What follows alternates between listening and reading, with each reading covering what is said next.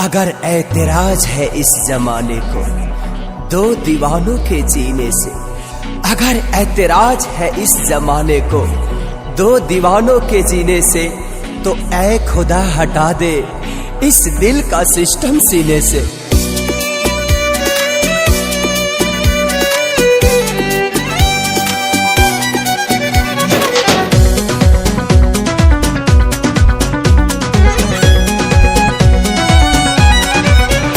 दुश्मन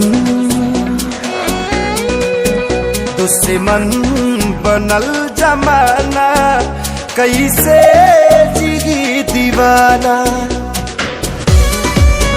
दुश्मन बनल जमाना, कैसे जिगी दीवाना।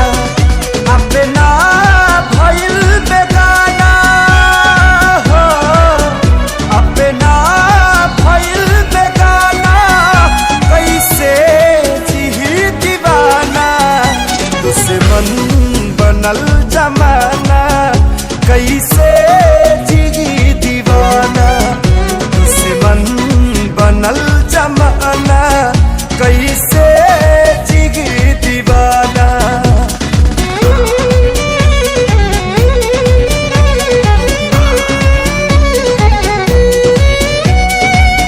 अगर गम मोहब्बत पे हावी ना होता तो खुदा की कसम मैं शराबी ना होता।